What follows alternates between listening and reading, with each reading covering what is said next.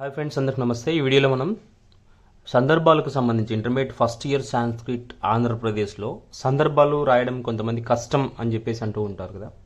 So వాళ్ళ కోసం అయితే ఈ వీడియో చేస్తున్నాను. నచ్చినట్లయితే లైక్ చేయండి, మీ ఫ్రెండ్ వాళ్ళు కూడా షేర్ చేయండి. తప్పకుండా స్కిప్ చేయకుండా చూస్తూ ఉండండి, లైక్ కూడా మర్చిపోద్దు. సందర్భాలు అనగానే చాలామందికి భయం అన్నమాట. ఎలా రాయాలి, ఎలా మార్క్స్ వస్తాయి, తప్పులు పోతాయేమో కదా అని అనుకుంటూ ఉంటారు అనమాట. వాళ్ళ కోసం ఒక బెస్ట్ వీడియో అని చెప్పొచ్చు. ఎందుకంటే ఇది ట్రిక్స్ అనమాట, ఎలా రాస్తే బెటర్ అని చెప్పడానికి. కొంతమందికి ప్రొనౌన్సియేషన్ రాదు, సాంస్క్రిట్ రాయడానికి రాదు అన్న వాళ్ళకి ఇది చాలా యూజ్ అవుతుంది. సో మీ ఫ్రెండ్స్ కూడా ఉంటే ఖచ్చితంగా షేర్ చేయండి. ఇది దశరథ పశ్చాత్తాపంలో ఉన్న సందర్భాలు, వాటికి సంబంధించి చూద్దాం. అచక్షు విషయే ఘోషం వారణస్యేవ నర్దతః. అచక్షుహు అంటే చక్షుహు అంటే కళ్ళు అనమాట. అచక్షుహు అంటే కళ్ళకు కనపడని ప్రదేశంలో ఉన్న. ఘోషం అంటే శబ్దము. వారణస్యేవ నర్దతః. వారణం అన్నగా మనకి ఏనుగు. శబ్దం విని బాణం వేశాడు. ఏనుగు అనుకొని శబ్దం విని బాణం వేశాడు అనే సందర్భం అనమాట ఇది. సో దీనికి కవి పరిచయం ఎలా రాయాలి? చాలామంది సఫర్ అవుతుంటారు. కొంతమంది ఇలాగే రాయగలుగుతారు, కొంతమంది ఒక 50% స్టూడెంట్స్ రాయలేరు. అలాంటి వాళ్ళు ఏం చేయాలంటే ఫస్ట్ లెసన్ పేరు దశరథ పశ్చాత్తాప, దాని కింద కవి పేరు వాల్మీకి, దాని కింద గ్రంథం రామాయణం. ఇలా రాసినా సరిపోతుంది. అంటే లెసన్ పేరు, దాని కింద కవి పేరు, దాని కింద గ్రంథం పేరు రాస్తే 100% సరిపోతుంది, ఏం ప్రాబ్లం లేదు. ఓకే, నెక్స్ట్ సందర్భానికి వచ్చేసి చాలా మెటీరియల్లో వీటిని ఎక్స్ప్లెయిన్ చేశాడు. అంటే ఈ క్వశ్చన్ ఎవరితో అంటున్నారు అనేది రాయడం కోసం ఇక్కడ ఎక్స్ప్లెయిన్ చేశారు. కానీ ఇక్కడ మెయిన్గా ఏంటి అంటే ఇలా రాసినా సరిపోతుంది. దశరథ కౌసల్యం ప్రతి ఏవం అవదత్. దశరథుడు కౌసల్యతో అన్నాడు.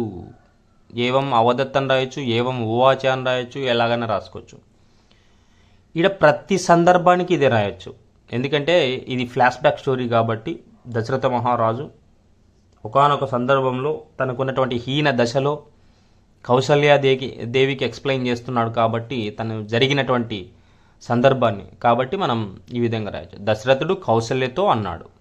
దశరథ కౌసల్యాం ప్రతి ఏవం ఉవాచ, లేదంటే ఏవం అవదత్. భావం ఏం చేస్తామంటే క్వశ్చనే ఇక్కడ రాసి ఇతి భావ రాయండి, ఏం ప్రాబ్లం లేదు. నెక్స్ట్ రెండవ సందర్భం పితుస్వ మే గత్వ శీఘ్రం ఆచక్షువ రాఘవ. శీఘ్రం వెంటనే రాఘవ దశరథ మహారాజా పితుహు మా తల్లిదండ్రుల దగ్గరికి వెళ్ళు అని చెప్తున్నాడు ఆ అబ్బాయి. సో మనం ఇవన్నీ కాదు అనుకున్నప్పుడు ఏం చేయాలంటే కవి పరిచయం సేమ్ చేయాలి. దశరథ పశ్చాత్తాపం, వాల్మీకి, రామాయణం. సందర్భం మళ్ళీ ఇదే రాయండి. దశరథ కౌసల్యాం ప్రతి ఏవం అవదత్. ప్రతి దానికి కూడా ఒకటో సందర్భం రాసినా సరిపోతుంది, ఎందుకు ఏ ప్రాబ్లం రాదు. దశరథుడు కౌసల్యతో అన్నాడు. రెండో దానికి కూడా భావం మీకు తెలుసు కదా, క్వశ్చన్ ఎత్తి రాసి ఇతి భావం రాస్తాము. మూడోది ద్వీపో అయమితి మత్వాయం బాణేన అభిహితో మయా.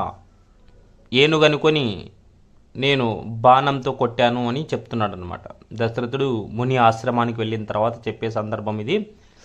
అయినా మనకి దీంతో అవసరం లేదు, జస్ట్ ఇది గుర్తుపట్టుకుంటే చాలన్నమాట. ఇది ఏ లెసన్లో అనేది. సందర్భాల్లో ఇంకో ట్రిక్ ఏంటంటే ఫస్ట్ లెసన్ నుంచి ఫస్ట్ సందర్భమే ఉంటుంది, సెకండ్ లెసన్ నుంచి సెకండ్ సందర్భమే ఉంటుంది. కాబట్టి మీరు టెన్షన్ పడాల్సిన అవసరమే లేదు. ఫస్ట్ లెసన్లోది ఫస్ట్ సందర్భం, సెకండ్ లెసన్లోది సెకండ్ సందర్భం. పద్య భాగం కావచ్చు, అది గద్య భాగం కావచ్చు. 5 అయినా 6 అయినా సేమ్ ఉంటాయి. ఫస్ట్ లెసన్లోది ఫస్ట్ది, సెకండ్ లెసన్లోది సెకండ్ది, ఇలా ఉంటాయి. కాబట్టి టెన్షన్ పడుకుంటూ రాయాలి. సో దీనికి కవి పరిచయం దశరథ పశ్చాత్తాపం, అలాగే వాల్మీకి, తర్వాత గ్రంథం పేరు రామాయణం. వరుసగా రాసేసేయచ్చు. ఇక్కడ కూడా ఫస్ట్ మనం ఏమనుకున్నామో అదే రాయండి. దశరథ కౌసల్యాం ప్రతి ఏవం అవదత్. క్వశ్చన్ రాసి ఇతి భావం రాసి సరిపోతుంది. నెక్స్ట్ ఏవం త్వం పుత్రశోకేన రాజం కాలం కలిష్యతి. ఓ రాజా, నువ్వు కూడా పుత్రశోకంతోనే చనిపోతావు అని శాపం ఇస్తారు ముని దంపతులు. ఆ ముని శాపం అన్నమాట ఇది. అయినా మనకి ఇది అవసరం లేదు, జస్ట్ గుర్తుపెట్టుకోవడానికి చెప్తున్నా. దశరథుడు కవి పరిచయం చూద్దాం. దశరథుడు వాల్మీకి రామాయణం. ఇక్కడ మనకి ఇదంతా అవసరం లేదు. దశరథ కౌసల్యం ప్రతి ఏవం అవదత్ అని రాస్తే ఈ సందర్భం సరిపోతుంది. ఏదైనా కూడా అన్నిటికీ ఒకే సందర్భం. దశరథుడు కౌసల్యతో చెప్పాడు. భావం వచ్చేసి క్వశ్చన్ రాసి ఇతి భావ. ఇక సెకండ్ లెసన్ చూద్దాము. మాయావటుహు అనే లెసన్ ఉంటుంది, పద్య భాగం సెకండ్ లెసన్. ఇందులో కూడా ఒకే సందర్భం వచ్చే విధంగా చూసుకొని వెళ్ళాలి. ఖచ్చితంగా అన్ని దానికి ఒకటే ఉంది కాబట్టి కొంచెం ఈజీగా ఉండే తరంగా రాయండి. శరీర మాధ్యం కలు ధర్మ సాధనం అన్నప్పుడు శరీరమే అన్ని ధర్మాలకు మూలం కదా అని అర్థం. సో కవి పరిచయంలో మాయావటు అని రాయండి, దాని కింద కాళిదాసు, దాని కింద గ్రంథం పేరు రాయండి, సరిపోతుంది. కుమార సంభవం అని గ్రంథం రాస్తే సరిపోతుంది. సందర్భం వచ్చేసి మాయావటు శంకర పార్వతీం ప్రతి ఏవం అవదత్. మాయావటు శంకర పార్వతీం ప్రతి ఏవం అవదత్. మాయావటుడైన శంకరుడు పార్వతితో అన్నాడు. ప్రతిదానికి ఇదే సందర్భం, ప్రతిదానికి ఇదే. కొంతమందికి రాకపోతే శంకర పార్వతీం ప్రతి ఏవం అవదత్ ఎట్లా రాయొచ్చు, లేదంటే మాయావటు పార్వతీం ప్రతి ఏవం అవదత్. సో ఏదైనా రాయొచ్చు. సో మీ ఈ రెండిట్లో ఏదైనా ఒకటి రాసినా ప్రాబ్లం లేదు, గుర్తుపెట్టుకోండి. మాయావటు రాస్తారా, శంకర రాస్తారా, పార్వతీం ప్రతి ఏవదత్ అంటే ప్రతి విషయంలో ప్రతి సందర్భంలో ఇక్కడ ఆ పిల్లవాడు అంటే శంకరుడు మాయావటు అంటే మాయావటు బ్రాహ్మణ రూపంలో వచ్చాడు కాబట్టి ఆ బ్రాహ్మణ బాలుడు పార్వతితో అంటాడు. అన్నీ మొత్తం ఈ సందర్భాలన్నీ అలాగే ఉంటాయి కాబట్టి దయచేసి అందరూ కూడా ఇదే ఫాలో అవ్వండి. సో క్వశ్చన్ రాసి ఇతి భావం రాయండి.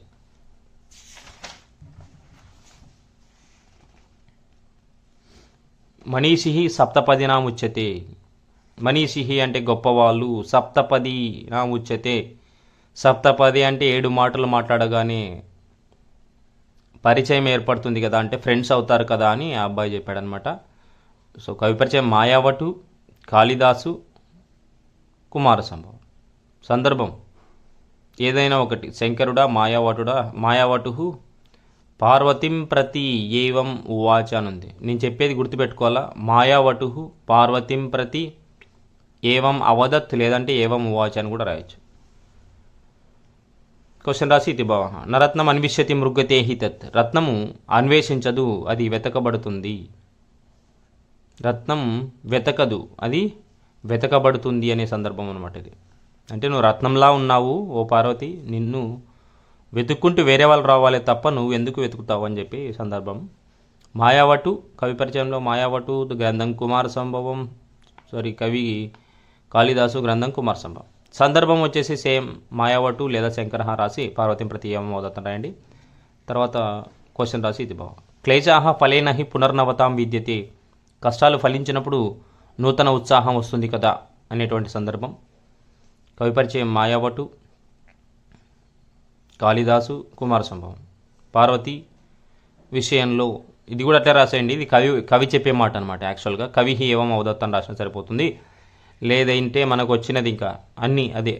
ఓకే, పార్వతి శివుడు పార్వతితో అన్నాడు అనేది రాసేయండి. ఓకే, నెక్స్ట్ గద్య భాగంలో చూద్దాం. ఇక్కడ కపింజలోపదేశంలో ఉన్నాం మనం ప్రజెంట్. కపింజలోపదేశ అనే లెసన్లో ధైర్యధనాహి సాధవ. ధైర్యమే ధనంగా కలిగిన వాళ్ళు సాధవులు కదా. అంటే ఇది 6వ రోమన్లో ఒకటో క్వశ్చన్ వస్తుంది. ఇది 6వ రోమన్లో 1వ క్వశ్చన్ గద్యభాగ సందర్భాలు. ధైర్యమే ధనంగా కలిగిన వాళ్ళు సాధువులు కదా అన్నప్పుడు కవి పరిచయం చూస్తే కపింజలోపదేశ, తర్వాత బాణభట్టు కింద, తర్వాత ఇంకా కింద కాదంబరి. సో రాసేటప్పుడు ఇలా కపింజలోపదేశ, ఇక్కడ గ్రంథం, ఇక్కడ కవి పరిచయం కవి కాదంబరి, తర్వాత కవి పేరు బాణభట్టు, తర్వాత కాదంబరి. సో లెసన్ పేరు, కవి పేరు, గ్రంథం పేరు, ఇలా రాయాలి స్టెప్ బై స్టెప్. ఇట్లా వరుసగా రాయకండి. సో ఇక్కడ చూద్దాం మనం.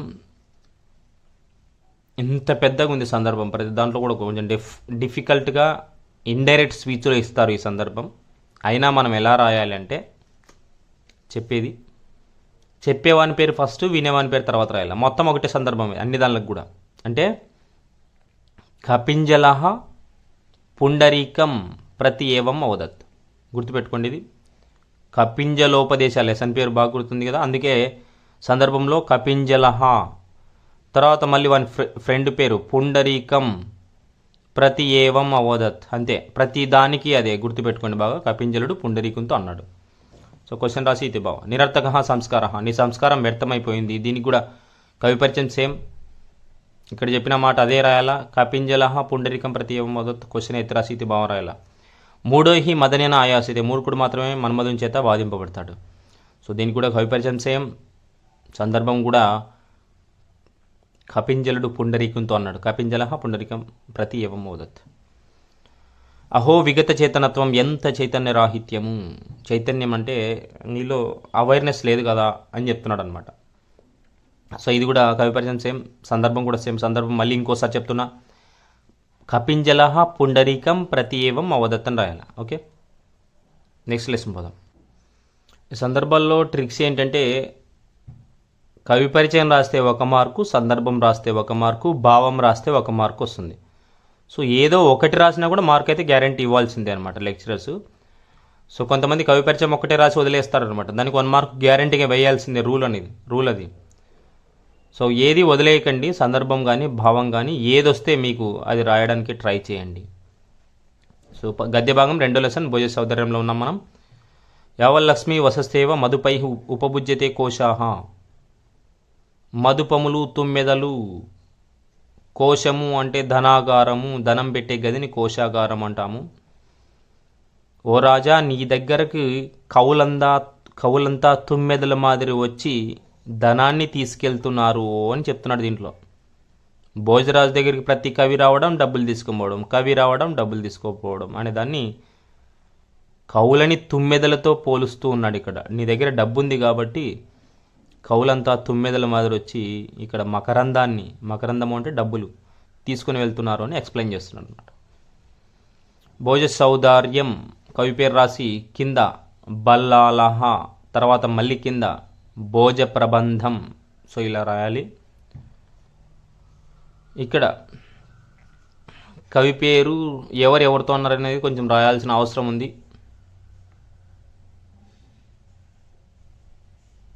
ఇక్కడ చూడండి, కళింగ కవి భోజరాజం ప్రతి ఏవం అవదత్, బాగా గుర్తుపెట్టుకోవాలా. ఇక్కడ టెక్నిక్స్ చెప్తున్నాము.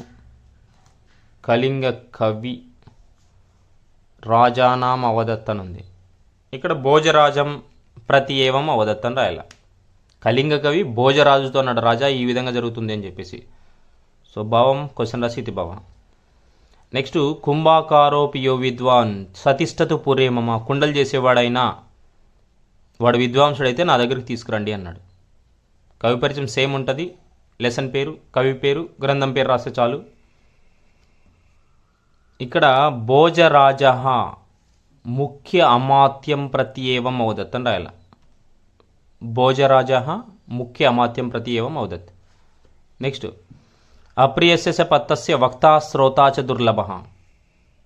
అప్రియమైన మాటలు వినేవాడు చెప్పేవాడు దొరకడు, వినేవాడు దొరకడు అని. కవి పరిచయం సేమ్ ఉంటుంది, సందర్భం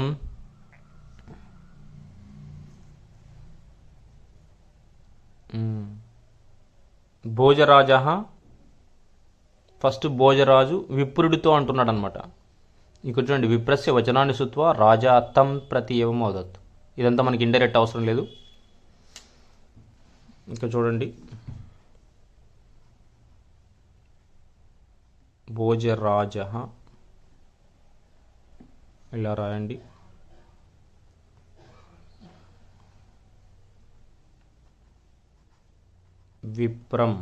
విప్రం అంటే విప్రహ అంటే బ్రాహ్మణుడు.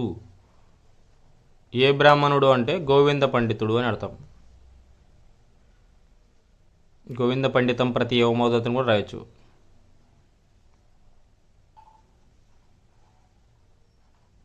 సో ఇది భోజరాజ విప్రం ప్రతి ఏవం అవదత్.